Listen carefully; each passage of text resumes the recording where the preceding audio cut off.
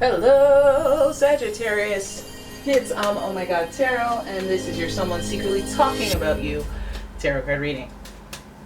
We gonna get into it, and good gravy. I'm sorry about that. If I enter a reading and either my cat's not meowing or I'm not meowing, is it really a reading though?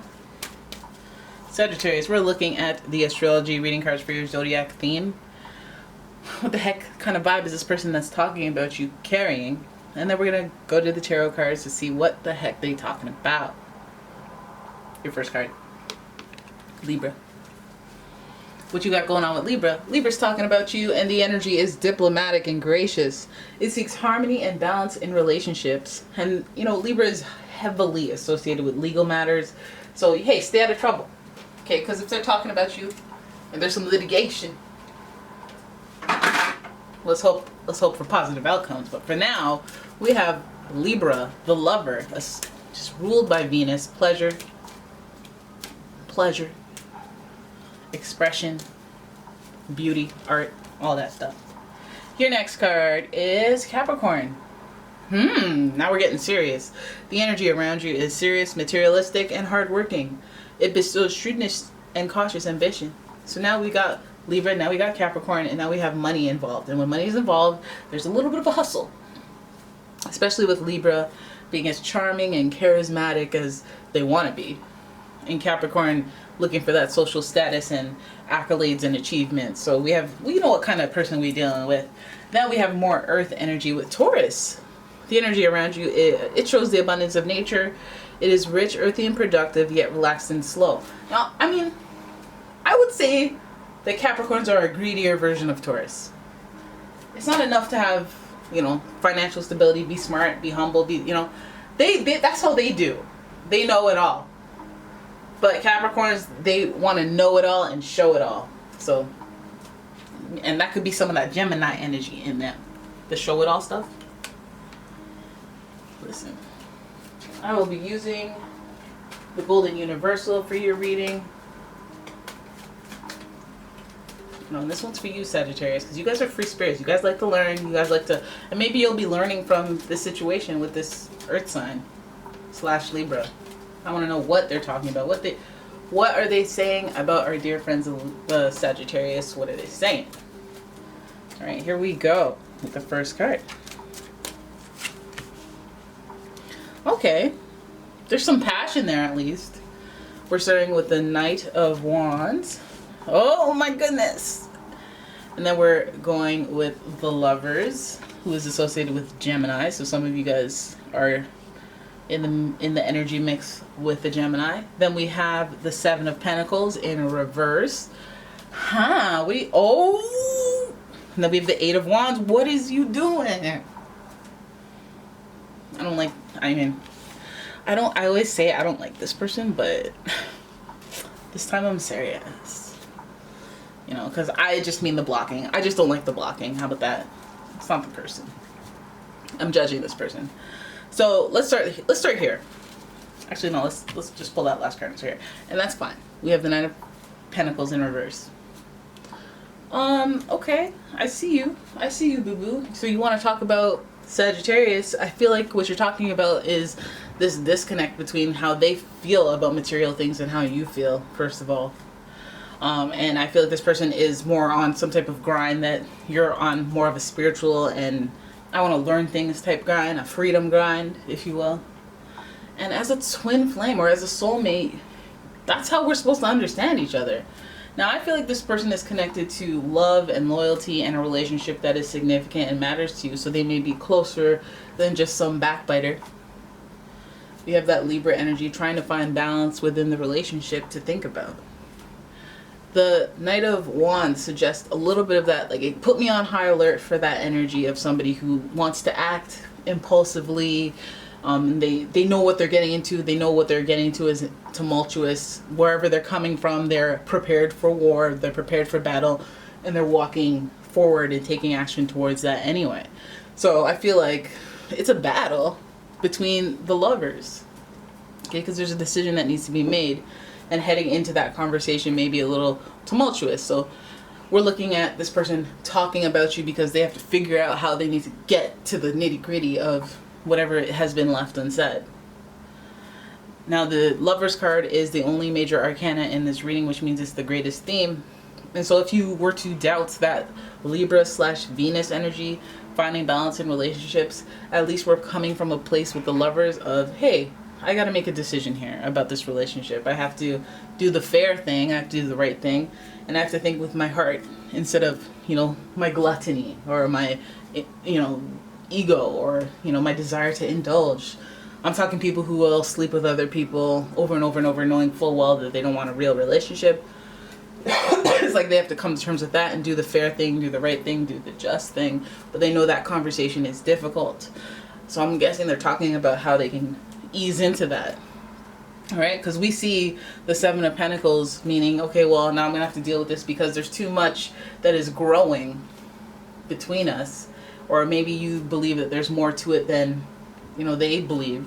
And so they, this is why this card's in reverse, is that they want to assess that or talk about that. What is your idea of us growing? What is my idea of us growing? Like, is that on the same page? I don't think so. Because I don't really see myself doing this long term.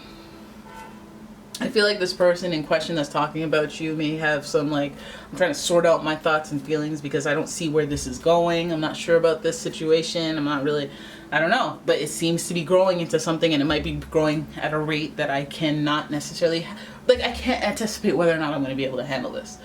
So this person may have some doubts about something that is going right in at least one person's eyes. And then we have, boom, right there, 7, 8, 9, first of all. 6, 7, 8, 9, first of all. Okay, so the story goes that while this person is contemplating and while they're thinking about their next move and what they want to do, they may travel, they may go away, they may pull back they may pull back communication. This typically means you're blocked. This means that you've been gaslit, or something's been brought to a halt. And it's pointing in the direction of, hey, I'm trying to figure out what I want to do with the situationships, because a part of this is making a definitive decision. This is let's move in together at the end of your lease, or let's do this. And then so essentially they have a timeline to adhere to, but if they're having doubts, that timeline is kind of like a deadline for them to make a definitive decision. Now, before this deadline, before this time of definite answers, this person obviously has a choice to make. I feel like they shut down and they block you out, or they get distant, or they, and it's how they think, because we're dealing with a lot of practicality. We're dealing with a lot of I'm not going to make an emotional decision. I'm going to be realistic, because we have all of this Pentacles and Earth energy with the Capricorn, Taurus, and the 7 and the 9 of Pentacles. Just a lot. We can't ignore the practicality of why they're talking about you. I think they're trying to sort things out and what they're going to do next with you. I think they care about you because we have this twin flame energy, but it's either you that care more about them, or you that's ready for more than they're ready for, and they're trying to I don't know. I still have to figure this out. I see it growing, but I don't know if I want it to grow into this at this speed, or I don't know if I'll be able to, they just have some doubts. And it may have them pulling back and blocking communication at times, not answering, not responding. No need to flip out. People don't process things as quickly as others. And you, with your philosophical mind, you're easygoing. I don't know how to tell you. People need different times and different events to come to certain conclusions. So then we have the 9 of Pentacles here, and this is that feeling of independence. This might make you and them feel well, you know what, forget this. I need to be more independent, because this whole ordeal is a bit too much. Right? This is the type of effort that is being made that I don't really want. I don't want to put so much effort into a relationship, or I don't want to put a false sense of I don't want to put the effort in that I don't want to put in. Make you dinner once in a while when I feel like it? Absolutely. Worrying about you all the time, what you think. I don't want to worry about what you think. I want to know what you know. I don't want to worry about certain things in a relationship. So I'm wondering if the solo independent energy, because that's what I bring to the table, some self-sufficient energy, which would only contribute to two self-sufficient whole people. What is it that you have some doubts? I feel like your side of it is okay, well, what are you afraid of? I don't get it. There's nothing to be afraid of here. Well, what are you afraid of? Paying half the rent? half the mortgage? Were you afraid of the ease and comfort of somebody having your back? Like, what is your deal? All right, but I think this person is going through the whole logistics of it, the material logistics of it. Do you guys live far apart? Is that an issue? Is moving all the way down a big grand commitment? Is it something that you actually have to settle into? Because sometimes it's not, everything's cool until like there are stakes, and then the stakes make people feel uneasy, and then now everything's not cool. So those stakes are actually much bigger. This person is wondering about your independence and how much of a, how much you're able to really merge into a situation that involves two equally valued individuals. With this Nine of Pentacles, you may have some of that I'm independent and single stink on you, and you know they may feel inferior because of all this money and growth together. There's still a fawn, a young fawn, and you're out here doing your thing and making your dollars and being self-sufficient and independent, something to be proud of. So they just may need time to think, and they may be in that hazy situation because again they're prepared for war. This may be sticky, but I feel like it's a matter of pride more than anything. We have wands here, not swords, and so this person's ego is what's at stake here. I think that you might be doing better than them financially, and that's like, can I commit to that? Like, if I don't get this next job here where I'm in the same tax bracket as you or higher, then I don't know if I can. I don't know if I can play that role, you know? Maybe circumstances that are very practical to them that they're not with. I feel like, you know, this Ace of Pentacles, maybe, you know, there's another air of independence that they want to feel that's in reverse. I feel like this person has some sort of qualms about either your independence or that the fact that they want to be like a whole person before they're half, and they commit to merging their life. Like, this is, we're talking somebody who lives with their parents and then they get in a relationship and they're like, oh, well, why don't you just move in with me? And they're like, you know, I want to have the joyride first. You know, I want to be a complete slob and be disgusted. I want to sit on different surfaces naked and not care, you know? I actually want to part my cheeks before I sit down everywhere in my apartment. Before I, you know, settle down and show some dignity with somebody I live with. You love my examples. Okay, so Ace of Pentacles tells me they want a new job. They want to stabilize the life in the financial area.